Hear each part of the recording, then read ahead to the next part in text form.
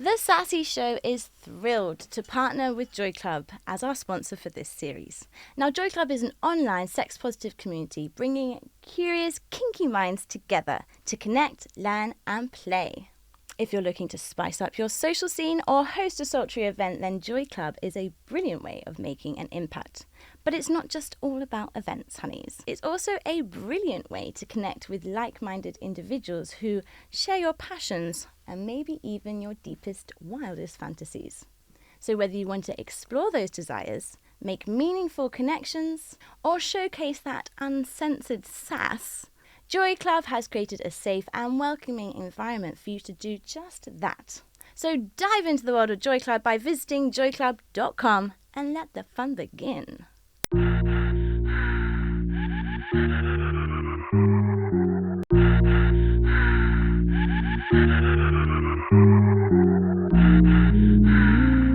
Hello, it's the Sassy Show, and I'm in the studio with the beautiful Angel. Hey, honey. Hi. So, Angel, you are part and possibly the founder, am I right, of Catnip, the beautiful Catnip. Host parties, you host socials and events for the FLINTA community, which means you're prioritizing female, lesbian, intersex, trans, non-binary and asexual folk in the framework of your business.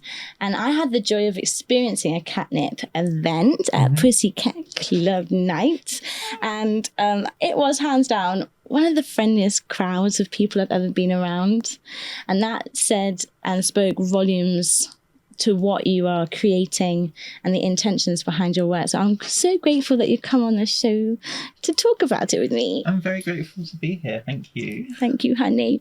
So do you think you could start by introducing yourself and the work that you're doing? Yeah, Catnip was started almost a year ago. And yeah, it was born from, I guess my experiences coming onto the play party scene, seeing gaps in what was around, and no shade to the people that, you know, were or are running a lot of the like established parties, but I was not seeing any like trans representation, very few people of color, very few bigger bodies. Yeah, it just seemed like, I don't know, it felt like something that kind of needed to happen. And I'm one of those people that just, if no one else is doing it, I'll just do it myself. That is such a good quality. I wish I had that more. Oh my goodness. So you're like an up and active, okay, if it's not there, let's go. Yeah, I mean, I do stuff like that all the time. Like I started when I first like transitioned, I'd never met another trans person before. And I started a trans support group just because like it was like a networking support group. I basically went onto Reddit and I was like, I've never met a trans person. I'm really new to all this and I don't know what I'm doing. Does anybody like want to go for a picnic or something? And loads of people were like, oh my God, same. So we had the picnic. Well, it rained actually. And we went for a drink in Soho. A bunch of us, like loads of people turned up. And then that turned into this Discord server, and it became like quite busy Discord server for like loads of trans people in the area. I'm always just doing like this. Like if nobody else is doing it, I just tend to just go and. Yes, I'm grateful for that, Angel. And I feel like for a lot of people, you have created a home and a space for things to be explored. You mentioned that it's only been a year since you've been running Catnip. What's your journey been leading you into a space that's quite kink, BDSM positive? I guess I'll start with like how I came onto the scene, and then that journey into the creation of Catnip, I suppose. So my first experience at like on the like kink scene was a social for a large queer event that is no longer with us. It was a social for that, and I was it was my first sort of foray back into being around other people after quite a sort of heartbreaking breakup that I'd had. I hadn't dated. It was very sort of a long-term relationship, monogamous. Had started out as a cis het monogamous relationship, and then I transitioned, and the person, broke up with me, and I was devastated. I didn't date or see anyone for about 9 months, and then I went along to, I was like, okay, I'm going to get my game back on, and I went along to this social, and I'd, for example, like never kissed a boy before. I was sort of dabbling with the idea of bisexuality, and got chatting to this guy, and things just went south really, really quickly. He assaulted me. He attempted to R-word me in the bathroom at this social, and it terrified me. Again, I sort of went back into myself, and then I don't know. I'd had this like, again, another moment of like, F it, I'm not gonna like let this hold me back. I Googled some other places, and a swingers party came up. I thought, okay, I'll give that a go. I went along to a social for that. It was okay. It was very unicorny. I didn't have the language for that at the time. I was still very new. And a unicorn being like a third person. Yeah. So most of the people that were there were couples, and then I walk in, and in my little dress, and everyone's like, oh. And then I kind of came down the stairs and started talking to people, and half the people I spoke to, once they realized I was trans, were like, oh, okay, we're just going to go over here. And then the other half of the people were like, oh, hello, you need to come with us, sort of thing. And I felt very out of place there. And then as I'd bought a ticket for the actual party, and in the group chat for that, I was the only trans person there. I had people were posting pictures of their outfit. This party was literally the next day, and it's against the rules to take screenshots of anything in the chat. And the app that they had at the time would warn you if someone took a screenshot. I posted my outfit, and I just saw bink, bink, bink, bink, bink, bink, bink, bink, bink, people taking screenshots. And then I was like, right, I felt a little out of place as it was. If I go along to this thing and people can't respect the rules of a group chat, then like, what's going to happen when they've had a few drinks? Like I my body is very, like, I maybe don't want, I don't know. I just didn't feel safe. So I didn't go to that. I'd also bought a ticket for something else that was an event that had no cis men at it. And by now, my nervous system was like really hyperactivated, and I was really, really nervous. But everybody in that group chat, it felt a lot safer. People were a lot more sort of welcoming and accepting. I went along to it, and I remember being on the bus on my way to this party, and I was shaking. I was like, I'm going to get there. I'm going to get hate crimed, or they're not going to let me in because of my trans status. And honestly, the opposite was true. I got there. Everybody was lovely. I played with somebody. Oh my God, this person was so hot as well. As hot as you? Hotter, honestly. I had just the most amazing experience. And I remember being in the bathroom, and somebody was like, Angel, how's your first party going? And I was like, do you know what? It's actually just really wholesome. And this whole like chorus erupted in this bathroom of like all these gorgeous like women and non-binary and like femmes, and everyone. I was like, oh my God, yeah, that's like the best word for it. And that was when the trajectory of my life changed.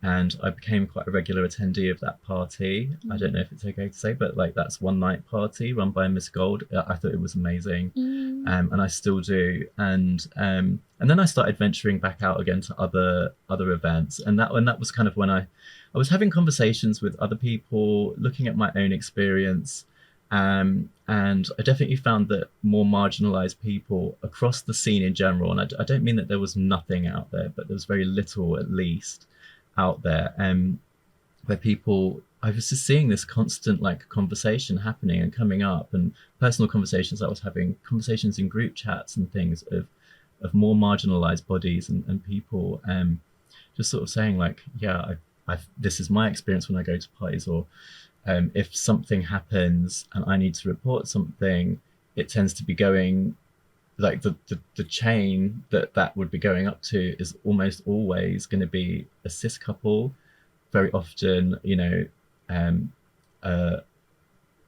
white people, very often, not even necessarily like queer relation, like people running it in queer relationships sort of thing. And it's like just that understanding of like what subconscious biases and things like that. Like, so for me, for example, as a trans woman, let's say, for example, somebody doesn't like my voice, or I flirt with them and they don't like that, and they turn around and say, this person's making me uncomfortable. Now I'm then terrified, like, of how that, like, if this person and myself then have to go to like the welfare team or whatever and like discuss it or whatnot, I don't know if there's going to be prejudice towards me because of my trans status rather than my behavior, if that makes any sense.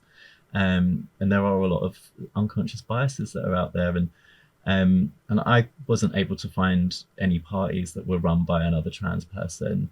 And it's not about wanting preferential treatment. It's about knowing that somebody's going to understand my experience. And I was hearing the same thing from a lot of people of color, and I was hearing the same thing from a lot of people with bigger bodies and disabilities, neurodivergent people, all of this sort of thing.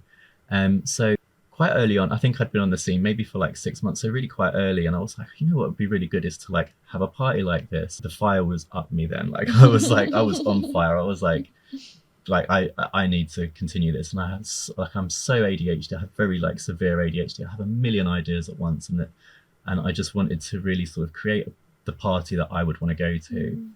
So then Catnip was born, and started putting on some socials. The socials went really, really well. Again, the feedback was really, really good. Got together with my partner Hazel, and they helped out a little bit. They performed at the first Catnip, and they had a few sort of ideas. They helped me decorate and all of that sort of stuff. Came on some of the like promo shoots and things. And what I wanted in Catnip was, as well, I wanted somewhere where we had a workshop. I wanted, so there's some education happening, so people were coming along, taking something away that when they go out onto the scene at other parties as well as just our own, they have a bit of more knowledge, and it's fun to learn if you're learning something fun. Plus as well, having a house dominatrix as well, which is the gorgeous Mistress Stone, who is our resident house dominatrix, and kind of like a cabaret as well, on top of like play.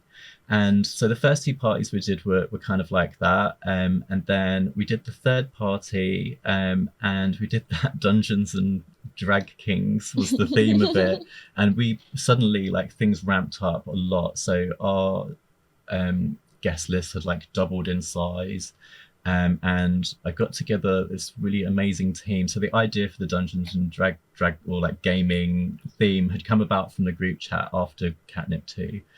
And so many people had so many ideas, and I just sort of pulled this whole sort of team together. Again, me being me, I was like, nobody else is going to do this, so let's do it, sort of thing. Got this team together. We came up with games. We came up with ways of people talking to each other, meeting people that they wouldn't have met before, getting them interacting. We had like games set up around the party as well, that people could go to. They could collect points, and then we had winners at the end, like who completed their like tasks and side quests and everything. It was so popular, and that was like a turning point for the identity of Catnip as well, because so many of our attendees are neurodivergent. You find that a lot within like the queer community, lots of autism and lots of ADHD and things like that. And the feedback that we got was just, it was beautiful, because people were like, oh my god, like the games meant that I was talking to this person, that person. I made so many new friends that night. I was really shy when I got there. It was my first party, and now I have all of these new friends. And there was also people from the beginning who were there, and they were like, oh my god, what has the Catnip become? This is amazing. So we really sort of, I think, found our identity there. And Hazel, after the second Catnip, we had like it was maybe leading up to the second Catnip, we had like a long conversation.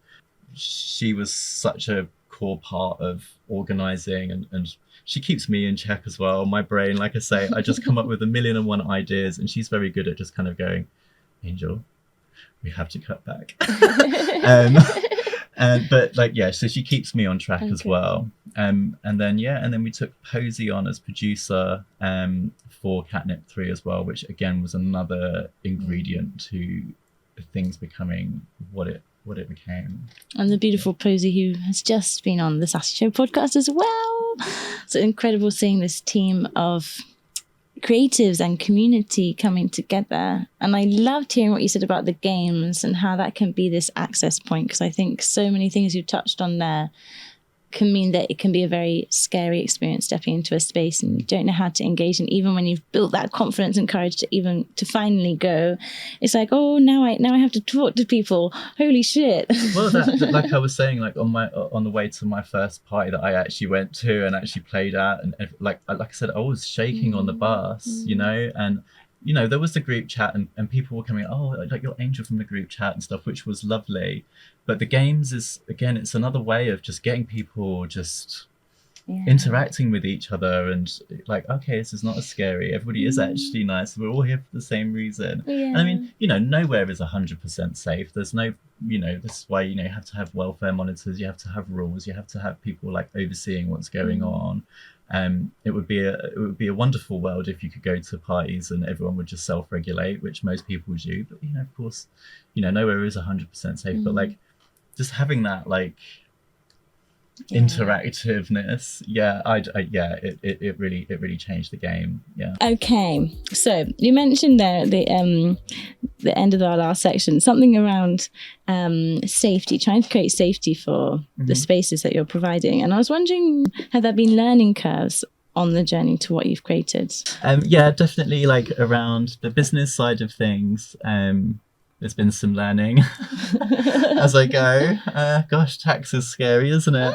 I know, that's the thing that puts me off organising anything. Yeah. But we're not like profitable at this point. I mean, all the money just sort of goes straight back out on performers and venues and things like that.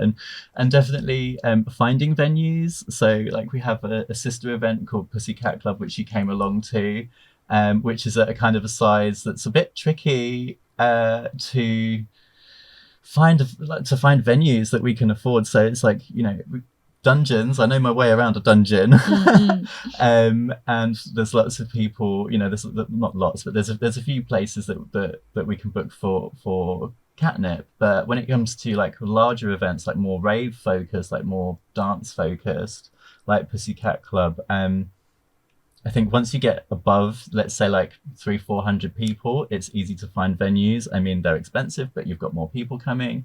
Or if you're smaller, like 30, 40, 50 people, then there are dungeons. But if you're at that point where you're between like 100, 150, like a small, like ravey party with play, suddenly it becomes almost impossible. So that's definitely there's definitely a learning curve there, and it's a very like common thing that a lot of organisers like grumble about is finding venues, because again, like a lot of places, you know, it's Cosy lives, babe. You know, so the venues need to obviously keep going. They can't give it to us for free, but then at the same time, we're putting on parties for marginalised people. We can't be charging 60, 70, 80 pounds for a ticket in order to afford these venues. So yeah, that's definitely been tricky. And I suppose, again, you know, like I'd sort of said, like Hazel's really good at like keeping me in check with my crazy ideas. I just want to throw everything at every party.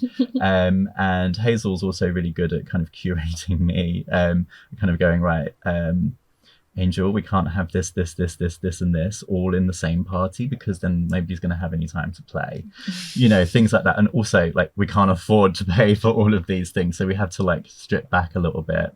But that's not to say as well, by the way, that Hazel doesn't also like have ideas for the part. Like, she comes up with so much amazing stuff as well. She's really, really good at that as well. And I think as well, one of the reasons why she and I work so well together is that we have quite similar ideas about what we want Catnip to be, rather than, you know, both of us trying to take it in different directions. Like, we both have the same sort of vision for Catnip, which is wonderful and really, really lucky to come across. How have you found being a team? Because I feel like a lot of the time when we have an idea, it can be quite an isolating thing to be like, oh god, how do I even get this off the what's the expression? Off the ground. Off the ground. Off the road. No, we want to stay on the road. Off the ground. So yeah, how did you find like communicating actually? Actually not too bad.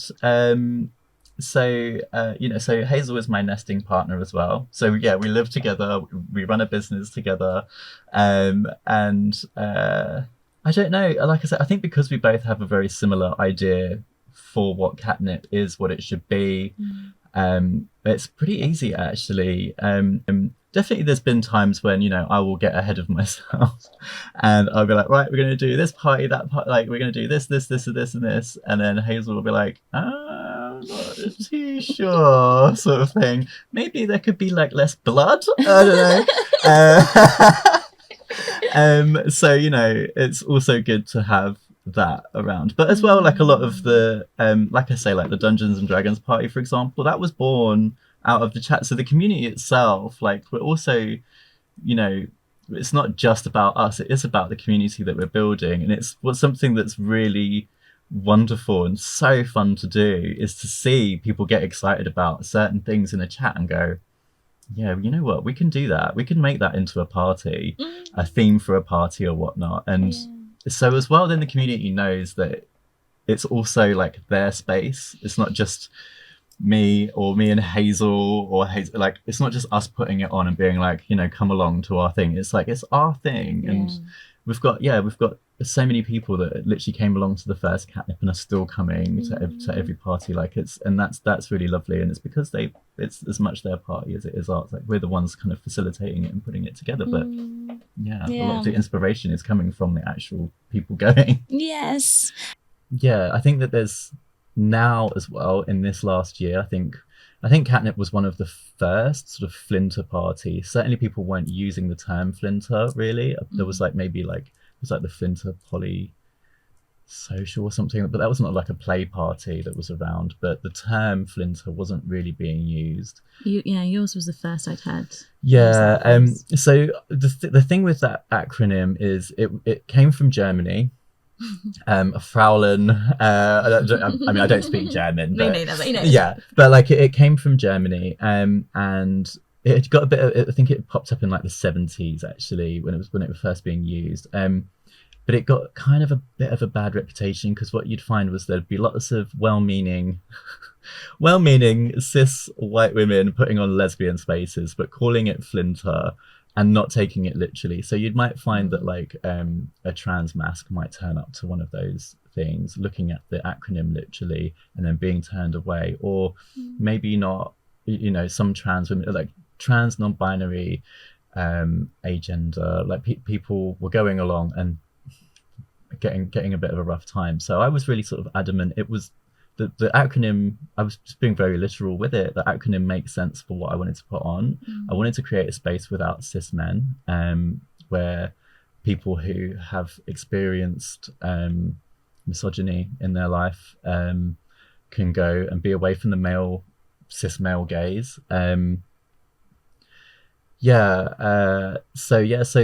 we did that, and certainly when we first started did get quite a lot of messages from people with varying sort of gender expression saying, is it okay for me to come along? It's like, yes, babe, if you're not a cis man, this is your space. I'm not the gender police, I'm not gonna, that's not what we're about. It is literally just about creating a safe space for people who need it, and can play and get to know each other and build their confidence and make them more empowered and stronger for the wider scene as well. I love that. I think knowing that this could be a stepping stone in someone's confidence, that's huge. That is huge. It is a good beginner's party. It is, as well as for experience. I was going to say, and experience. But like just knowing that could be somewhere that someone comes and over the course of maybe a year finds that actually, they can self-advocate because of that experience. So they might go to, I don't know, a party in a different country because they've been to Catnip. You know? And in our rules, we're really sort of clear about the ways to communicate with each other, which I mean most parties are, but we're quite specific about certain things. For example, one of the like really important rules for me, which comes from a personal experience, was like, if you meet people you think they're really cute and they're talking about a scene that they're planning, don't ask to join. Even if the scene has not begun yet, don't ask to join, because somebody might feel pressure to say yes, and they might not really vibe with you in that way, and then suddenly even though you've not, you're not like being horrible or anything, but somebody could inadvertently end up in a situation that they don't really want to be in, and just things like that, and trying to really sort of push the idea that rejection is not a bad thing. is actually empowering. So if if you're talking to somebody and they don't vibe, or you ask to play with them and they say no, like, cool, that's actually okay. It doesn't mean that there's anything wrong with you or anything like that. And we all feel it's easy, I'm the worst for it myself, like, oh, why am I so ugly, but it is a case of just like reframing how we deal with rejection or how we interact with people, so that consent can be more freely, easily given and rescinded more easily without those issues. And I think if people can be in an environment where they can feel that, then it means that when they are out on the wider scene, they can do it feeling stronger. Yeah. Because I think I resonate with you. I often feel like a hypocrite when I'm like, consent and speak up for yourself, and then I get into a situation and the people pleaser in me comes in. It's like, well, and I find it really hard to say to someone, they're like, do you want to go to the playroom? And I'm like, no. But I still want to stroke your leg. But that's beautiful, like, and that is play as well, like it's you're still you're still playing, or even not quite got into that headspace yet for more intimate play, like, and that's okay. It changes minute by minute for me. We're heading down to the sort of last part of this beautiful interview, and and I was wondering, because I know you from the scene. When I talk about the scene, I'm usually thinking like the play party scene, when we're working, we're partying. But who is Angel outside of that world? So work wise, I am a cam girl.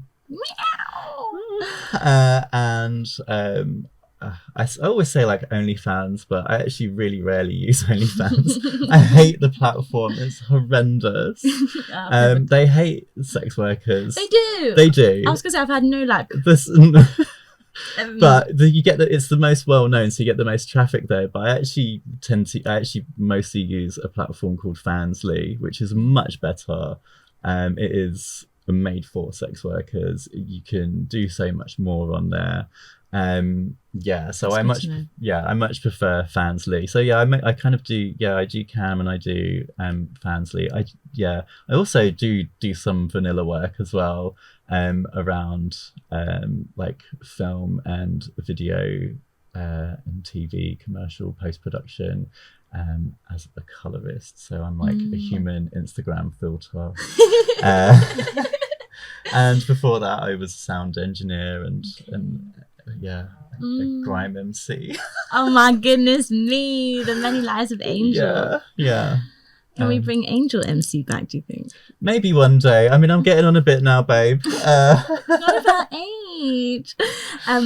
Okay, so then the sort of the spirit of community organizing and bringing people together, do you think that's something that you just developed over time, or were you like this when you were younger? I was not like that when I was younger. So when I was younger, I was very closeted. I knew that I was trans since I was a baby, like 4 years old, before I even had the language to describe it. And I grew up during Section 28. Section 28 was the government sort of saying you can't talk about anything positive about like queerness in schools, and things like that. So it was very taboo. It was not safe for me to transition, despite constantly trying to come out. So I was like, I lived this kind of very like hyper macho, hyper masculine persona that I had. I was also really like painfully shy as a teenager, and I was a massive stoner. So I had like a small circle of friends that all came from sort of similar backgrounds to me, like broken families, in and out of foster care like I was. Like it was really like, I grew up in like really abject poverty, as well, like hot water on cornflakes, like for dinner type life. So was in and out of foster care a lot as well, and very closeted, queer, and very confused about the crossover, but because I'm very sort of sapphic, and I again, because of Section 28, there was no education or distinction between gender and sexuality. So I assumed, like, I knew that I was trans, but like I didn't know. I was like, but I like girls, so surely I should like boys, but I don't really like them. And I'm a bit icky. But then lots of men look gorgeous. You know, I can fancy men, but I tend not to get like romantic attachments towards them. And the few times that I did, well, you heard how badly that went the first time I kissed a boy. So, you know, it's just really put me off. So I was really, really shy. And so it was only really like when I transitioned, and like I'd said, I started that like Discord server with a group of people that I just sort of put together. That was the beginning of that, actually. Yeah, was when I transitioned. I feel like community is something that we can't underplay the importance of it. I'm sure a lot of people have gone through a moment in time, or maybe they haven't, lucky people. But when you suddenly look around, you're like, no one gets me, and I don't actually like anyone around me. At least that was my experience. I was like, I need to find better people to call my friends. Well, I think like when you find something that you're interested in and you're into, you'll always find other people that do hold those same values. And, you know, I think something about being queer is that a lot of us are, you know, we face a lot of rejection. We face a lot of being pushed out of our, you know, when you come out, you can be pushed out of your family, you can be pushed out, you can finding work can be hard. I've definitely experienced that. And, you know, there's beauty in chosen family. So, you know, there's been a handful of people that I've come across in that journey since then who have become family. Like these are people that I love with my whole body, my whole soul.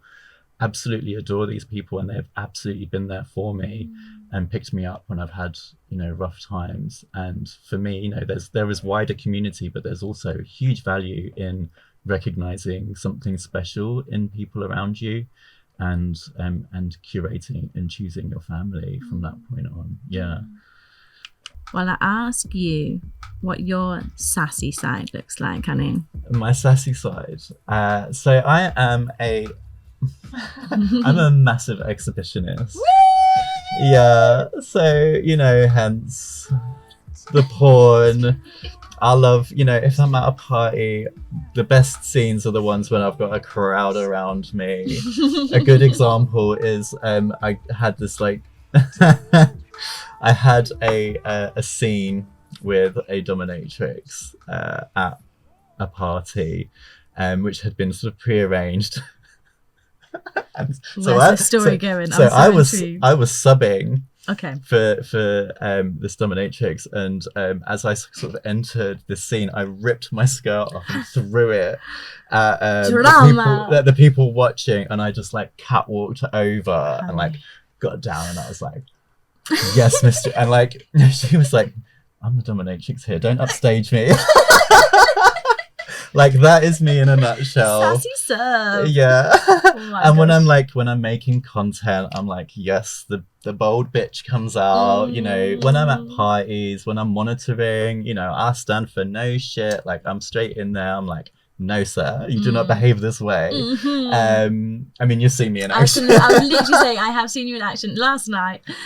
One example, and I'm always so impressed with how you keep your cool. Because inside, when I'm faced with those moments, however sassy I want to feel, it gets very bubbly inside. Yeah. And I get very panicked. And I'm like, they're not going to take me seriously. They're not going to listen to me. And I'm trying so hard. I think I do go on to performance mode. Yeah, kind of. It's like, it's so weird because, yeah, I like, in a personal like argument or whatever, like if I'm having like a conflict issue with somebody dear to me, I get like, I just sort of crumble and get into like loops sort of thing. But yeah, if I'm like having to deal with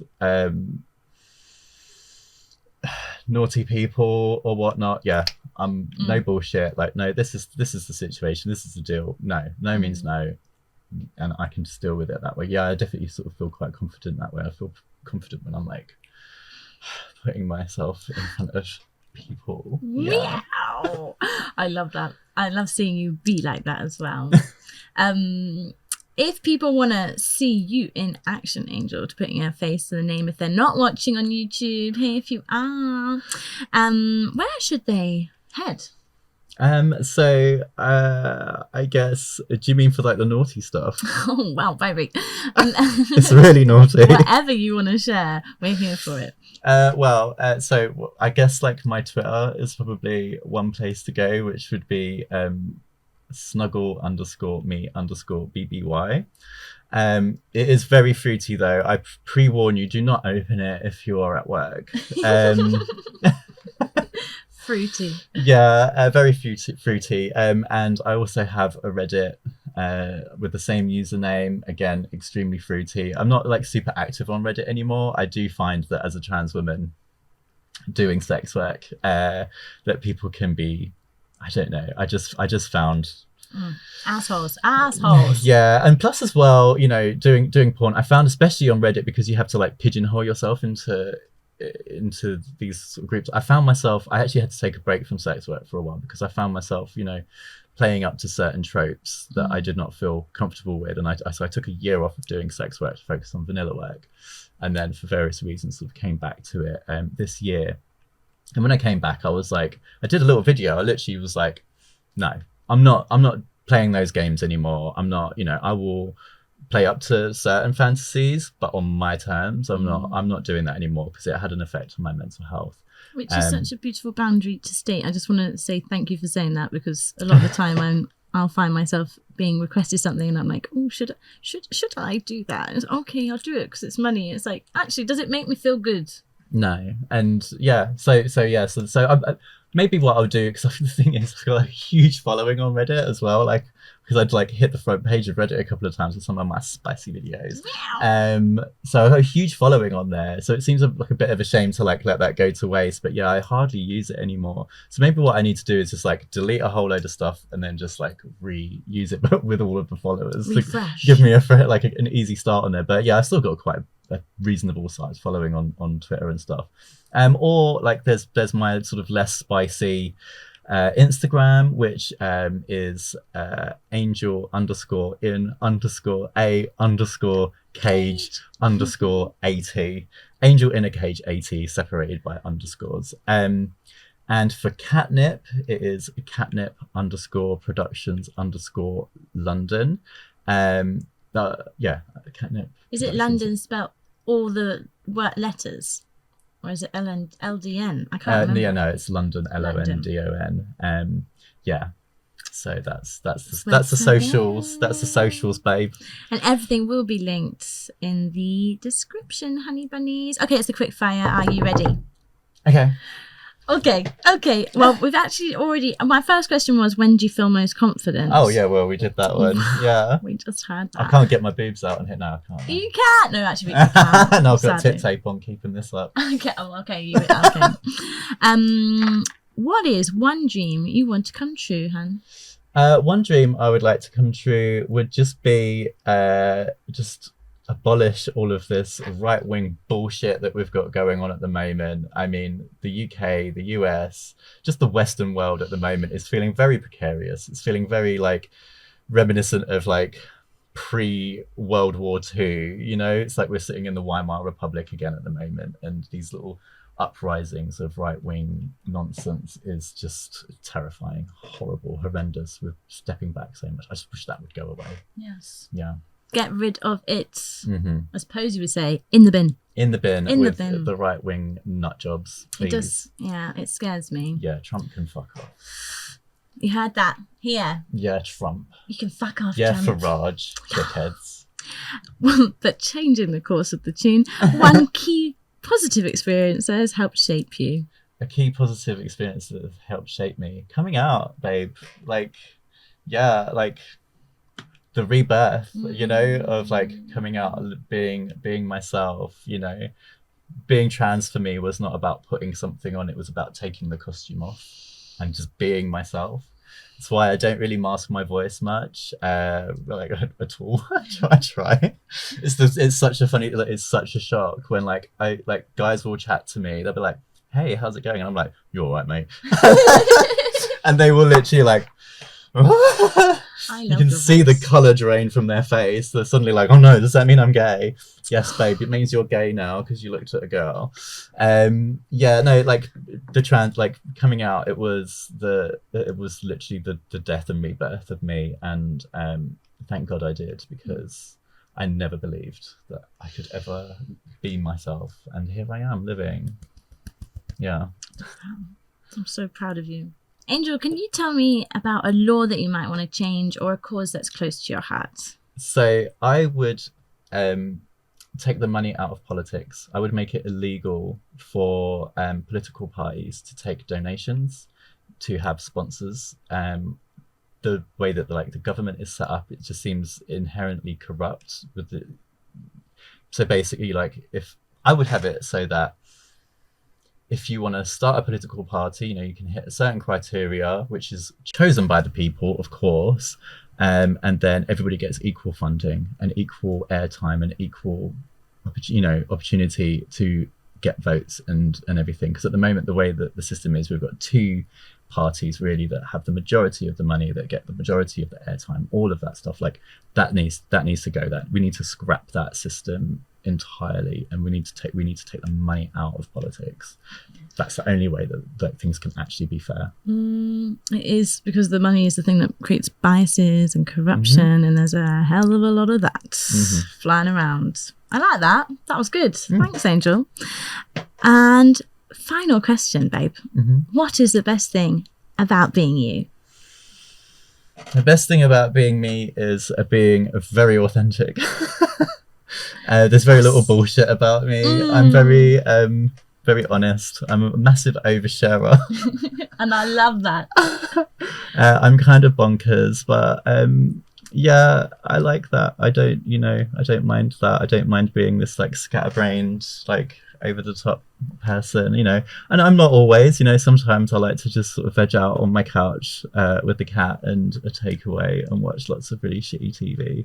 And sometimes I get sad, and sometimes, I'm a human being, but I like just how much more confident I feel now in my life and in myself, and how much more faith I have in myself. Yeah. Faith in yourself. Yeah. Shine, babe. So it's fun being Angel. Yes! And it's been very fun having you here. Yeah, thank you for joining me. It's been great. Thank you so much for having me. What is the final song we're going to hear to play us the final out? song. I know.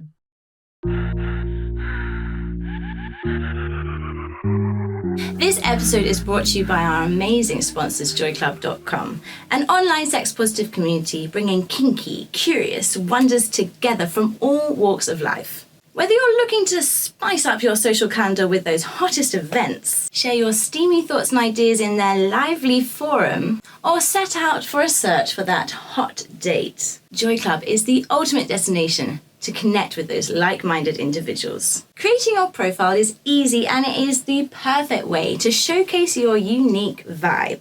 Share those sassy photos and explore topics that excite you, and dive into the welcoming community where learning, exploring, and pleasure is encouraged. So if you're ready to bring a little extra excitement and joy into your world, head over to joyclub.com and join the community today.